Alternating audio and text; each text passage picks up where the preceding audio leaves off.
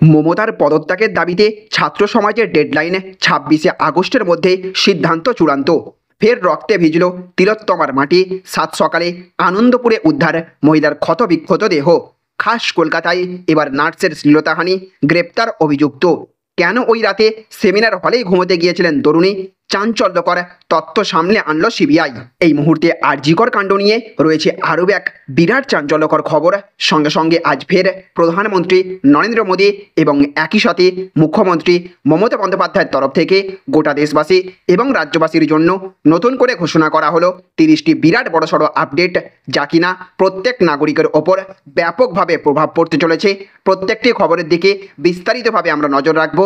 প্রথমেই দেখে নেব আজকের গুরুত্বপূর্ণ আরও বেশ কয়েকটি শিরোনাম, হেডলাইন্সগুলি। আর তার আগে আপনি কমেন্ট বক্সে অবশ্যই #উই ওয়ান্ট জাস্টিস লিখবেন। তো দেখুন, আজকের হেডলাইন্সে বলা হচ্ছে, কেন ওই রাতে সেমিনার হলেই ঘুমোতে গিয়েছিলেন তরুণী? চাঞ্চল্যকর তথ্য সামনে আনল সিবিআই। আরজি করে আর্থিক দুর্নীতিতে অভিযুক্ত সন্দীপ, ইডি তদন্তের দাবি, মামলার অনুমতি প্রধান বিচারপতির। মমতার পদত্যাগের দাবিতে ছাত্র সমাজের ডেডলাইন ২৬শে আগস্টের মধ্যে সিদ্ধান্ত চূড়ান্ত। টাকা নিয়ে পাশ করাতো একসময় কুকুরের মতো তাড়া করেছিল ছাত্ররা। সন্দীপের বিরুদ্ধে কোর্টের দ্বারস্থ আক্তার। সোশ্যাল মিডিয়ায় ঘৃণ্য চরিত্র হয়ে উঠেছেন আরজিকর কাণ্ডে রাজ্যের আইনজীবী কপিল সিব্বল। নিজের অ্যাকাউন্ট দিয়ে এই 10 কাজ করলে যেতে হবে জেল, সতর্ক করে দিল আরবিআই। মুখ্যমন্ত্রীর পদত্যাগ, বড় ঘোষণা 3 প্রধানের। ওকে আমার ঘরে পাঠান। ধর্ষিতার পরিবারের জন্য 10 লাখ টাকা অনুদানের ঘোষণা। প্রতিদানে মিমিকে ধর্ষণের হুমকি নেটিজেনের। তরুণী ডাক্তারের খুনের পরই উধাও আরজিকরের পিজিটি যুগল। দানা বাঁধছে রহস্য। মুখে কৃষ্ণ নাম, মনে চোর, অমানুষ একজন। অদিতি মুন্সির বিরুদ্ধে সোচ্চার সোশ্যাল মিডিয়া। আরজিকর হাসপাতালে সিআইএসএফ মোতায়েন করার দৃষ্টান্তে ভবিষ্যতের অশনি সংকেত দেখছে তৃণমূল। মমতার পদত্যাগের দাবিতে নবান্ন চলো সফরের ডাক ভাইপোর। কোন পথে হাঁটছেন শুভেন্দু, জানবো। আরজিকরের ঘটনাকে মূলধন করে একটি নির্বাচিত সরকারকে ফেলে দেওয়ার চেষ্টা নিন্দনীয়। বিজেপির বিধায়কের কুকথা, আপনার রেট 25 লাখ, আপনি মুসলমান মুখ্যমন্ত্রী। বিকৃত মানসিকতা। দেশ জুড়ে প্রতিবাদের ঝড়ের মাঝে নির্যাতনের ভিডিও খুঁজতে ব্যস্ত কিছু মানুষ। ঋতুস্রাব হয়েছিল, পরীক্ষার্থীর অন্তর্বাস খুলিয়ে টর্চ জেলে চেকিং গাইঘাটায়। হাসপাতাল যখন খুঁজে পায় নির্যাতিতাকে, তখনও সে বেঁচে ছিল। বেরিয়ে এলো চাঞ্চল্যকর তথ্য। কংগ্রেসের লালবাজার অভিযানে ধুন্ধুমার। মুখ্যমন্ত্রী পুলিশ কমিশনারের পদত্যাগের দাবি। মৃতদেহ নিয়ে ব্যবসা। সন্দীপ ঘোষের বিরুদ্ধে আরও এক চাঞ্চল্যকর অভিযোগ। খাস কলকাতায় এবার নার্সের শ্লীলতাহানি, গ্রেপ্তার অভিযুক্ত। ফের রক্তে ভিজল তিলোত্তমার মাটি। সাত সকালে আনন্দপুরে উদ্ধার মহিলার ক্ষতবিক্ষত দেহ। এতটা রাজনীতি কবে শিখে গেলেন? লজ্জা করে না? আরজিকর কাণ্ডে এবার তুলোধনা দেবকে।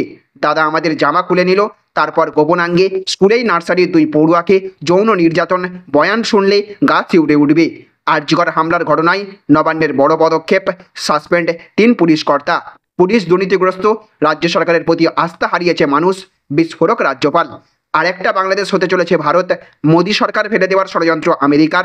বিস্ফোরক রিপোর্ট রাশিয়ার। তো চলুন এবারে আমরা আজকের বাছাই করা বেশ কয়েকটি অতি গুরুত্বপূর্ণ খবর নিয়ে বিস্তারিতভাবে আলোচনা করে নেব। আর তার আগে আপনাদের কাছে করব একটা ছোট্ট রিকোয়েস্ট। আপনি যদি আমাদের চ্যানেলে নতুন হয়ে থাকেন, তাহলে আমাদের চ্যানেলে সাবস্ক্রাইব করার সঙ্গে সঙ্গে পাশের বেল আইকনটিকে বাজিয়ে রাখবেন। আর আপনি যদি এই ভিডিওটি ফেসবুক থেকে দেখে থাকেন, তাহলে অবশ্যই এই পেজটিকে ফলো করবেন এবং এই ভিডিওটিতে এক্ষুনি একটা লাইক করে দেবেন। জনস্বার্থে ভিডিওটিকে প্রচুর পরিমাণে শেয়ার করবেন। তো দেখুন, আজকের প্রথম খবর। খাস কলকাতায় এবার নার্সের শ্লীলতাহানি, গ্রেপ্তার অভিযুক্ত। তো আরজিকর কাণ্ডে আন্দোলনের মাঝেই এবার নার্সের শ্লীলতাহানি। সিসিটিভি ফুটেজ দেখে অভিযুক্তকে গ্রেপ্তার করল পুলিশ। চাঞ্চল্য নিউ টাউনে। পুলিশ সূত্রের খবর, অভিযোগকারিণী নিউ টাউনের একটি বেসরকারি ক্যান্সার হাসপাতালের নার্স। অভিযোগ, ডিউটি সেরে বাড়ি ফেরার পথে সাইকেলে চেপে তার পিছুনায় এক যুবক। প্রথমে কটূক্তি, তারপর ওই নার্সের শ্লীলতাহানি করে সে। এরপর চিৎকার শুনে যখন আশেপাশের লোকজন ছুটে আসেন, তখন চম্পট দেয় অভিযুক্ত। যদিও শেষ রক্ষা হয়নি। নিউ টাউনের টেকনোসিটি থানায় লিখিত অভিযোগ দায়ের করেন ওই নার্স। সেই অভিযোগের ভিত্তিতে তদন্তে নামে পুলিশ। সিসিটিভি ফুটেজ দেখে গ্রেপ্তার করা হয় অভিযুক্তকে। পুলিশ সূত্রের খবর, ধৃতের নাম আজিজ মোল্লা, বাড়ি নিউ টাউনেরই পাথরঘাটা এলাকায়। তো দেখুন, আজকের আরও একটি বড় খবর। মমতার পদত্যাগের দাবিতে ছাত্র সমাজের ডেডলাইন ২৬শে আগস্টের মধ্যে সিদ্ধান্ত চূড়ান্ত। তো আরজিকর মেডিকেল কলেজে ঘটে যাওয়া ধর্ষণ কাণ্ড নিয়ে উত্তাল বাংলা। এই ঘটনায় প্রতিবাদের জেরে পশ্চিমবঙ্গের রাজনীতিতে নতুন মাত্রা যুক্ত হয়েছে। এবার মমতা বন্দ্যোপাধ্যায়ের পদত্যাগের দাবিতে সোচ্চার হয়ে উঠেছে ছাত্র সমাজ। সোশ্যাল মিডিয়ায় ছাত্র সমাজের পক্ষ থেকে ছড়িয়ে পড়া একটি পোস্টে বলা হয়েছে, দফা 1 দাবি 1 মমতার পদত্যাগ। 26শে আগস্টের মধ্যে মমতা বন্দ্যোপাধ্যায় পদত্যাগ না করলে 27শে আগস্ট দুপুর 2টোয় নবান্ন অভিযানে সামিল হবে ছাত্র সমাজ। তাদের এই আহ্বানে সকলকে অন্তত একজন পরিবারের সদস্যকে নিয়ে অংশগ্রহণ করতে অনুরোধ জানানো হয়েছে। এদিকে আবার আজকের আরও একটি বড় খবর, মৃতদেহ নিয়ে ব্যবসা, সন্দীপ ঘোষের বিরুদ্ধে আরও এক চাঞ্চল্যকর অভিযোগ। তো হাইকোর্টের নির্দেশের পরেই আরজিকর কাণ্ডের তদন্ত ভার গিয়ে পড়েছে সিবিআইয়ের হাতে। তারপর 1 সপ্তাহের বেশি সময় পার হয়ে গেলেও এখনও কাউকে গ্রেপ্তার করতে পারেনি সিবিআই। এর মধ্যে সন্দীপ ঘোষকে একাধিকবার সিজিও কমপ্লেক্সে ডেকে জিজ্ঞাসাবাদ করা হয়। এবার সেই সন্দীপের বিরুদ্ধেই উঠে এলো আরও এক চাঞ্চল্যকর তথ্য, মৃতদেহ নিয়ে ব্যবসা থেকে বেআইনি আর্থিক লেনদেন। আরজিকর মেডিকেলের প্রাক্তন অধ্যক্ষ সন্দীপ ঘোষের বিরুদ্ধে একের পর এক অভিযোগ তুলে সরব হয়েছিলেন ওই হাসপাতালের প্রাক্তন ডেপুটি সুপার আক্তার আলী। কিন্তু তার দাবি, মঙ্গলবার রাতে অভিযোগ জানাতে আইনজীবীকে নিয়ে টালা থানায় গেলেও পুলিশ এফআইআর করেনি। এছাড়াও অভিযোগ পুলিশের তরফে বলা হয়, যেহেতু আরজিকর মেডিকেলে আর্থিক অনিয়মের অভিযোগ খতিয়ে দেখতে ইতিমধ্যে সিট গঠন করেছে রাজ্যের স্বরাষ্ট্র দপ্তর, তাই এখন এফআইআর করা যাবে না, শুধুমাত্র লিখিত অভিযোগ নেওয়া হয়। এই বিষয়ে আক্তার আলী বলেন, ওনার কিছু পেটুয়া কোম্পানি ছিল, ওরাই ঘুরিয়ে ফিরিয়ে সব কাজ করতো।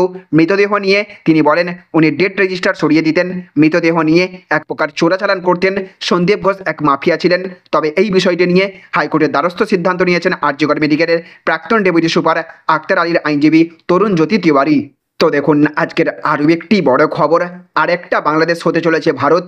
মোদী সরকার ফেলে দেওয়ার ষড়যন্ত্র আমেরিকার, বিস্ফোরক রিপোর্ট রাশিয়ার। তো প্রধানমন্ত্রী নরেন্দ্র মোদী বিশ্বমঞ্চে অন্যতম জনপ্রিয় নেতা হিসেবে সুপরিচিত। মনে করা হয় বিশ্বের বেশিরভাগ দেশই মোদী ক্যারিশমায় মুগ্ধ। তারই জেরে এবার ভারত কোনো বিদেশি শক্তির সামনে মাথা নত করে না। রাশিয়ার কাছ থেকে তেল কেনা সহ ভারতের অনেক বিদেশি নীতি যদিও আমেরিকার ক্ষোভ বাড়িয়েছে, তবু মার্কিন যুক্তরাষ্ট্রকে এখনও মিত্র দেশ বলা হয় ভারতের।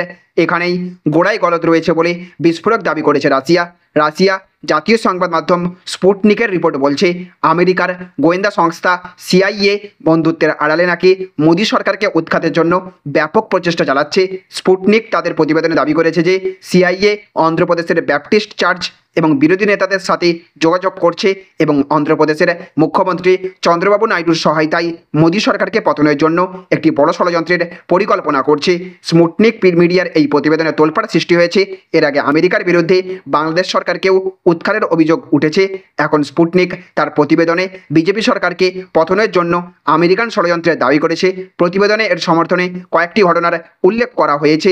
ভারতের বিরোধী নেতাদের সঙ্গে মার্কিন রাষ্ট্রদূত এবং কয়েকজন কর্মকর্তার বারবার বৈঠকে উদ্বেগ প্রকাশ করেছে রুশ মিডিয়া। তো দেখুন আজকের আরও একটি বড় খবর, ওকে আমার ঘরে পাঠান, ধর্ষিতার পরিবারের জন্য 10 লাখ টাকা অনুদানের ঘোষণা, প্রতিদানে মিমিকে ধর্ষণের হুমকি নেটিজেনের।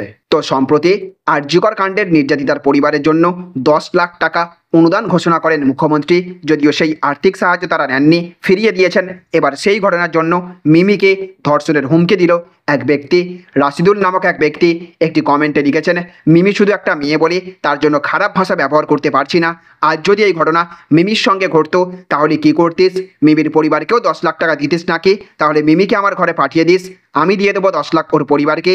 আরও এক ব্যক্তি এভাবে কমেন্ট বক্সে খোলাখুলিভাবে অভিনেত্রীকে ধর্ষণের হুমকি দিয়েছেন। আরজিকর কাণ্ডের নির্যাতিতার পরিবারের জন্য মমতা বন্দ্যোপাধ্যায় সম্প্রতি 10 লাখ টাকার আর্থিক অনুদান ঘোষণা করেন, কিন্তু তারা এই অনুদান নেননি, বরং সঠিক বিচার চেয়েছেন। তারপরই এই ঘটনা ঘটল। মিমি এই দিন প্রতিবাদ করে লিখেছেন, আর আমরা একজন মহিলার জন্যই ন্যায় বিচার চাইছি, তাই না? এনারা অনেকের মধ্যে কিছুজন একজন ধর্ষণের হুমকিকে নর্মালাইজ করে ফেলেছে এই বিষাক্ত পুরুষ সমাজ। একই সঙ্গে ভিড়ের মধ্যে মিশে গিয়ে বলছে যে তারা নাকি মেয়েদের পাশে আছেন। এটা কোন শিক্ষার পরিচয়? তিনি তার এই পোস্টে কলকাতা পুলিশকেও উল্লেখ করেছেন। তো দেখুন আজকের অন্তিম আপডেট, তরুণী ডাক্তারের খুনের পরই উধাও আরজিকরের পিজিটি যুগল, দানা বাঁধছে রহস্য। তো অঙ্ক মিলছে না স্বাস্থ্য ভবনের, অঙ্ক মিলছে না আরজি করের, তরুণী চিকিৎসকের নৃশংস ধর্ষণ খুনের 10 দিন পার, কিন্তু সন্দেহজনক 2 পিজিটির কোনো খোঁজ নেই। খুন ধর্ষণের তদন্ত করছে কেন্দ্রীয় এজেন্সি সিবিআই, কিন্তু কলেজ এবং হাসপাতাল চলে রাজ্য স্বাস্থ্য দপ্তর মানে স্বাস্থ্য ভবনের তদারকিতে। গত কয়েকদিন স্বাস্থ্য দপ্তরের তরফে আরজি করের সব চিকিৎসক এবং পড়ুয়াদের শরীর স্বাস্থ্যের খোঁজ নেওয়া হয়েছে। যারা কর্মবিরতিতে তাদেরও কোনো সমস্যা হচ্ছে কিনা তারও পুঙ্খানুপুঙ্খ তথ্য সংগ্রহ করা হচ্ছে। সেই সময়েই জানা গেছে 9 আগস্ট রাতে নারকীয় এই ঘটনার পর 2 পিজিটি আর কলেজ আসেনি।